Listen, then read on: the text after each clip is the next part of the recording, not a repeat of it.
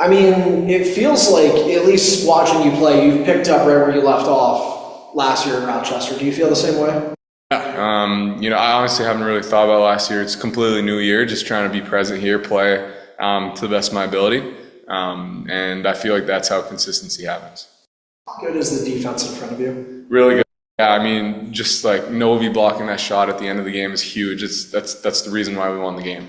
If he's not there, that puck goes in. I think it hits someone in front, goes on that guy's stick, one-timer goal, and then we go to overtime. So that's a huge play.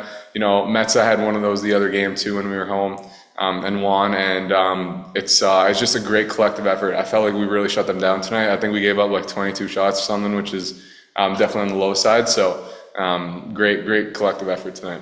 You say that like it's on the low side, but I think there's been a lot of games you've been playing this year where that shot volume is down, and it's not like even tonight. There's situations where they're sustaining pressure in the attacking zone, but you're not required to make as many saves because of all those block shots, right? Yeah. I feel like the D zone that we have in place is really good. Leo's been pretty straightforward with what he wants, and I feel like the guys are bought into that.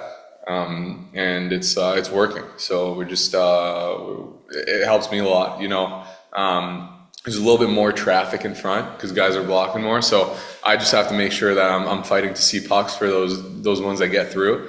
But most of the time D gets them, or the forward in the lane gets it. So it definitely makes it a little easier. That you are not focusing on last year, but there's a new head coach, Michael Leone here, not Seth Apper. He has sang your praises. What is your relationship with Leo been like? A great relationship. First time I met him was this training camp. We had a great talk. I wasn't with the team at the time, but he was very open about his past experiences in the USHL and what he's looking to do with Rochester. And I loved hearing it. It was awesome. It sounded like a lot of good stuff, and he's just really good guy. Got along with him pretty well right when I got here too. Been super supportive. Playing me a lot, which is huge.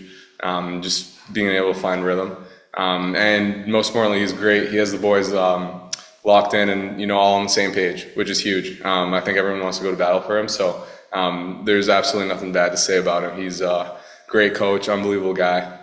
We're lucky to have him. With that win, I believe it marks you with 7-1 in your last 8 appearances. How's that confidence been built up throughout these last 8 games to continue and keep your foot on the gas and keep this team hot?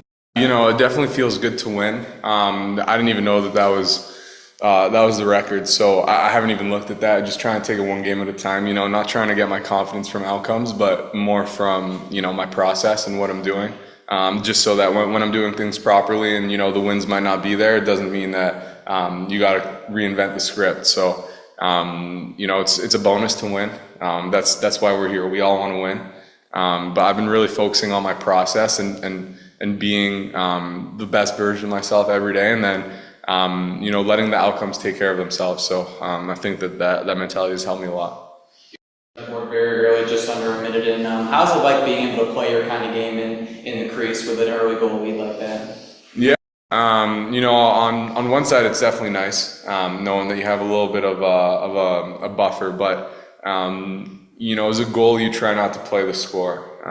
You try to kind of play the game as if it's 0-0. Play each shot as if it's its own type of little mini game. And then you put them together. The accumulation of all the little mini games you play in one big game dictates whether you win or lose. So that's kind of the mentality. Just trying to compartmentalize the game.